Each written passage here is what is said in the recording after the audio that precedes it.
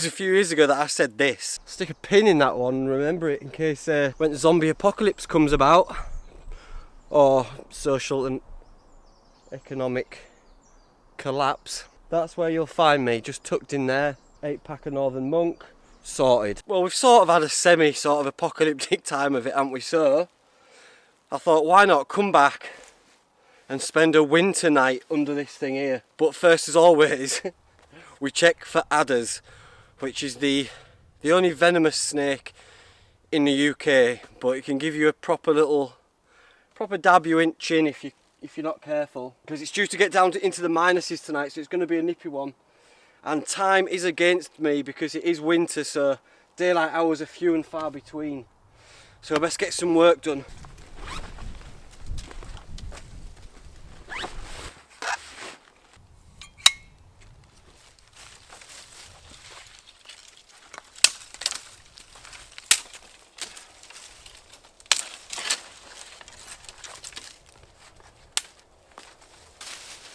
So I'm just looking for snakes and, you know, rats and stuff. I mean, some has been chilling out in here. Not in here now, and they won't come when I'm in there. And if they do, catch and cook them, won't I?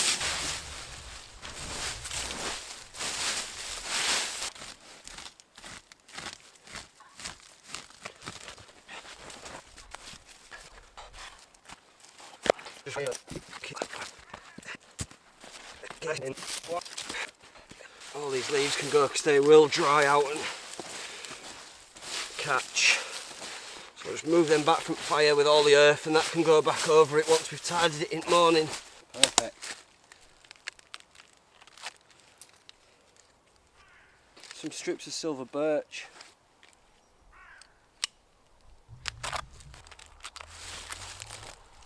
And it is worth pointing out as well that this is dead. It's just an odd dead stump. Please, oh, I see it so often, don't take the bark from a living tree if you can help it, mate. Especially not all the way around, because it'll kill it. And I do see that quite a bit, and it's a bit upsetting. I'm sure people don't mean to do it and hurt the tree, but like on here, this is a live tree, and all these little curly bits that are just hanging off, they're fine. That's good tinder. You can have that, but just don't dig into it and rab bark off, because it's not good for the tree. Now you know. Good tinder. Good tinder date. Come on.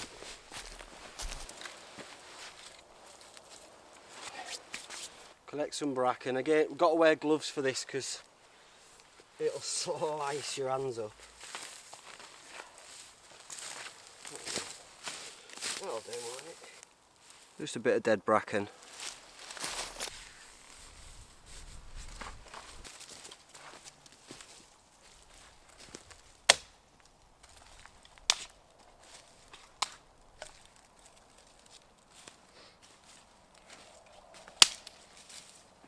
This is basically my tinder, my kindling.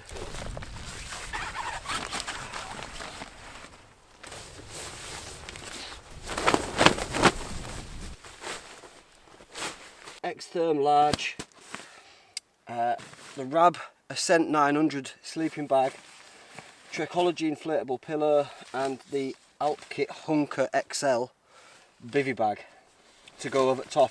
And what I'll do is I'll cinch it down pretty tight so that nothing can get in here because it's going to be a while till I get in there. And I don't want any surprises. I'll put that over my head, and I'll put a head net over me because no one needs things crawling on the face, do they? Good man.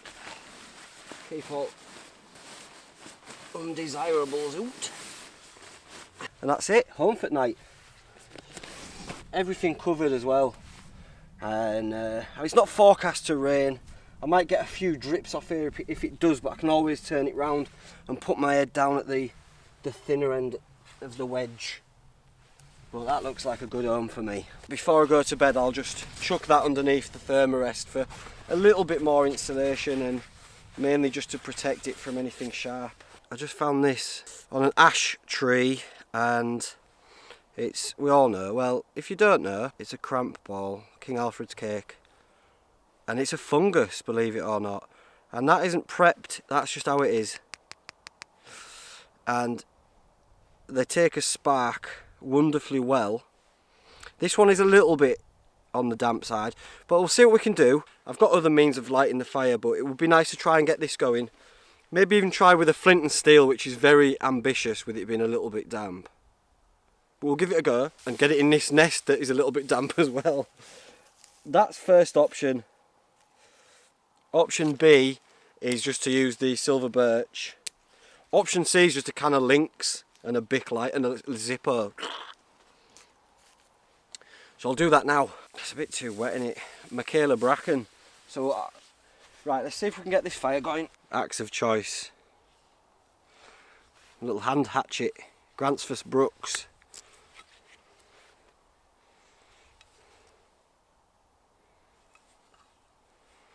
I didn't want to bring a big axe. There's no need.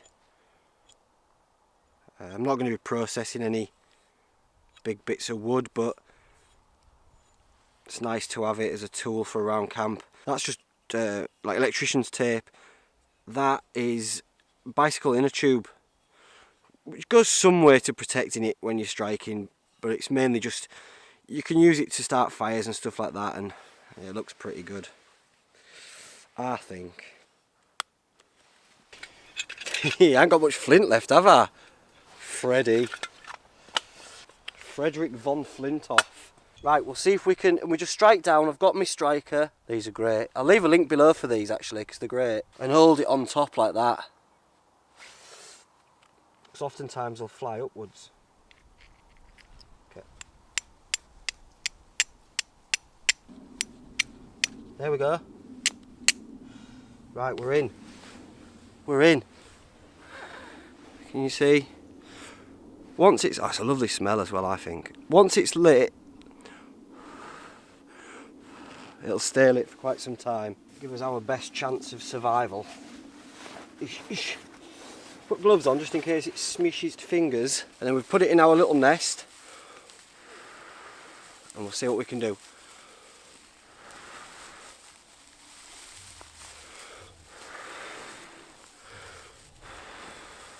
Get in there, you.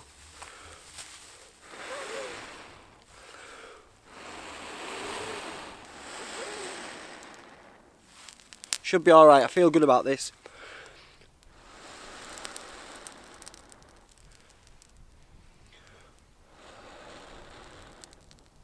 And then once we get flames, I'll chuck it down there and we'll go on with the silver birch and then on with a few of the little sticks.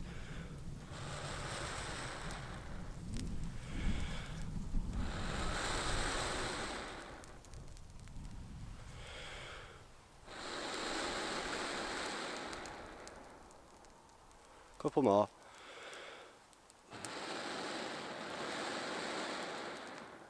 Maybe one more.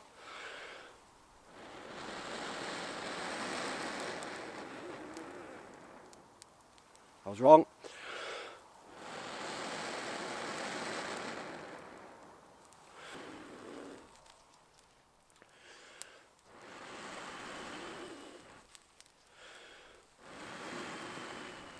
There we go.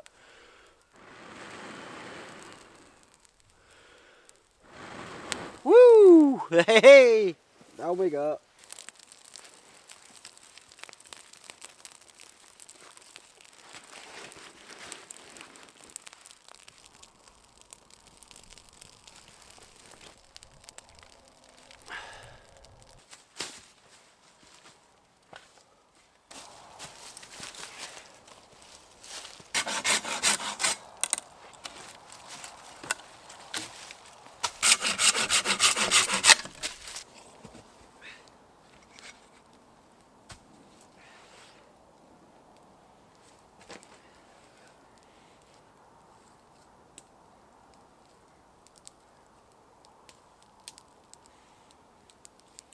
fire's going, so we're going to start getting my stew together.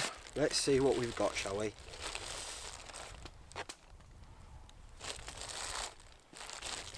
Couple of shrooms. Good. It's the Spyderco. So we want these pretty. I want everything pretty chunky because we're going to cook it for a while.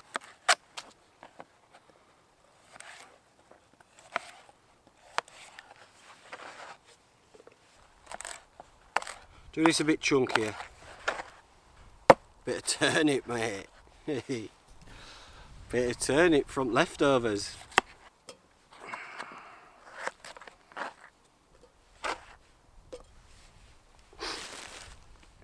Snip. Young parsnip. That's a bit gammy, innit? Look. Young snip. Not peeling it. Come on. Chunky snips. Oh, a bit more carrot, a bit of mud on it, mate. That's what you want. Bit more kaza.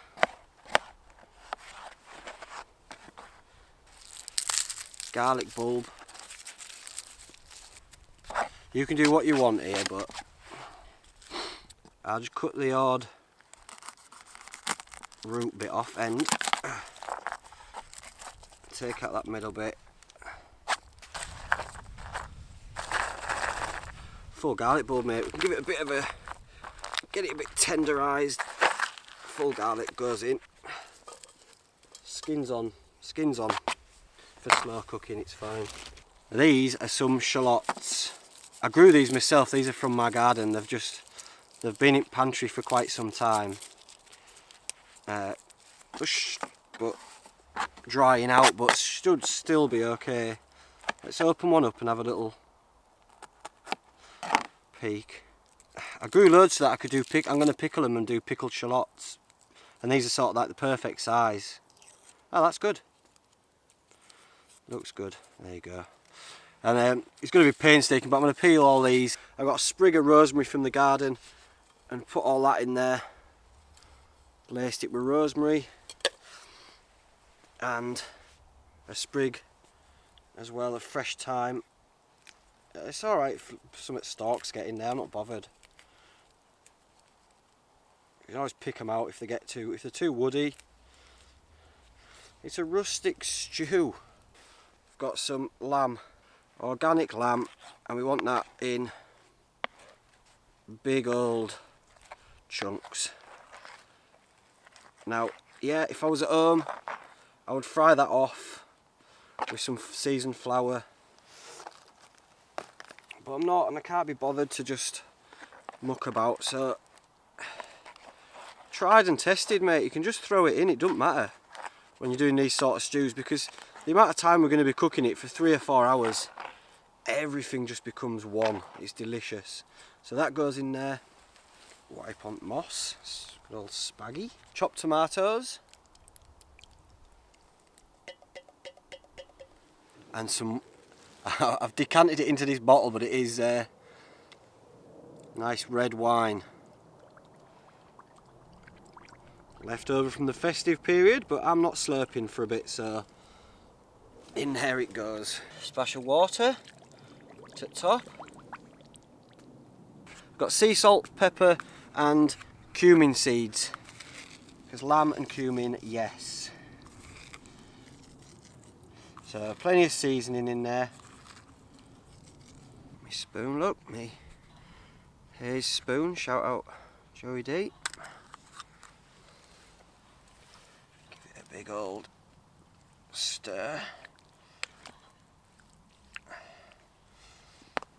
Oh, it smells good already. That's going to be special.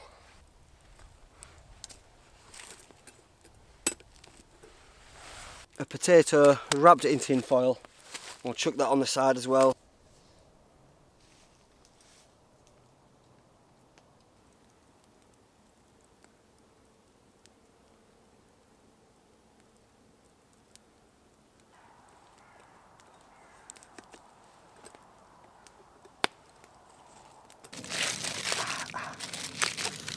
Oh, that's warm. Ow. Oh, it smells delicious. Some carrots. Liquor on. Oh, ho, ho. Oh. Fresh garlic, shallots, lamb. Let's be quick, because it's a nightmare, isn't it, when it's dark. Can you see it or not? That is a delightful stew, and it smells so good. The lamb just falling apart. Oh my wonderful world.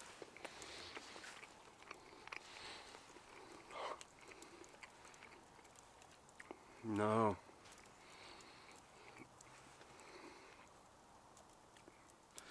That's one of the best yet. We got all sorts in here, mate. Carrot with some bit of thyme on it. Ow. Mm.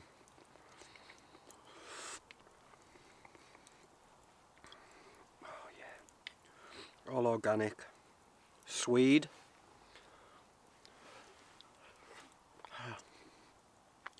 It was left over from Christmas dinner. Bit of mushroom. All on this baked tatey. Wow.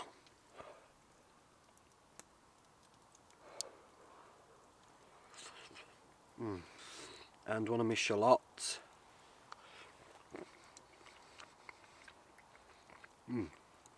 Well grown. Oh my word. It's absolutely divine. Look at it. Just breaks apart and just melts. Oh my word. I've cooked a few stews in my time, but this is up there. The only thing I bought specifically for it was the lamb, because I don't really have meat at home, so this is just all stuff from my from kitchen. I'm not drinking or anything tonight, I'm just having a chilled one and just keeping under my rock. Keeping under rock. So finish this stew off. I'm going to load the fire up because it's the temperatures have dropped over the last few days, so it's quite biting. So I'm going to stoke the fire up now that I've cooked my food and just sit by that all night. Yeah, I want to turn this light off anyway because it's very in my face. I'm trying to be a bit stealthy and it's killing me night vision. So hopefully I'll bring you some shots of the stars. It's looking pretty clear. Oh, who knows? But for now, I'm just going to enjoy my stew.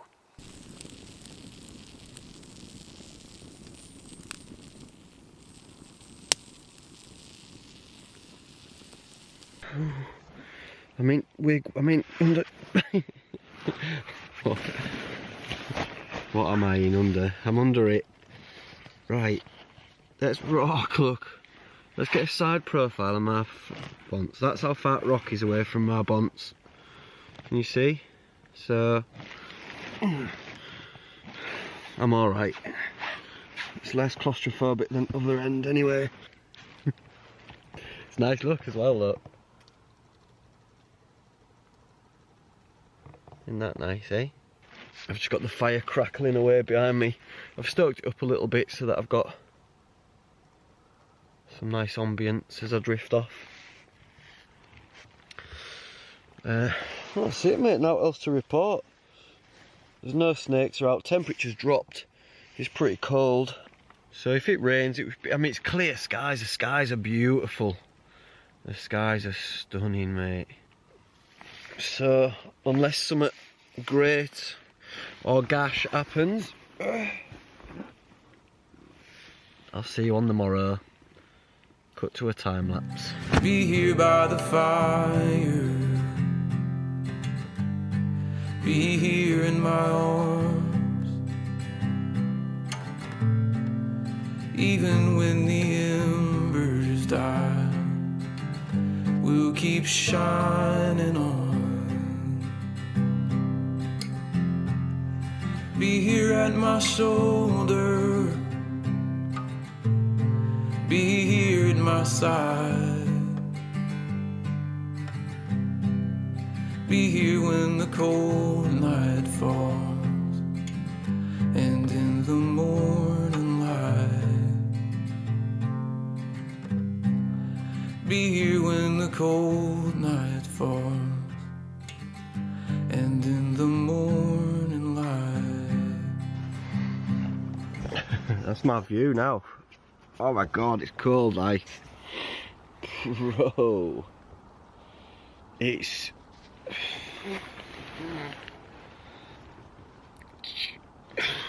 Some weird noises in there, I'll give you that. There's some weird noises. But I slept well. I was warm enough, the old boat race was cold. And occasionally I'd put my hand out at sleeping bag and that and it would be like, ow. Got down to minuses. It's 7:30. So I best get up, square my fire away and get off because I've got work. It's a work day. So there'll be no swimming or doing out like that. Or coffees or anything. I don't want to light the fire again and have to wait for it to go out. So let's go get up from under our rock, emerge from under our rock like a prehistoric man or a slug.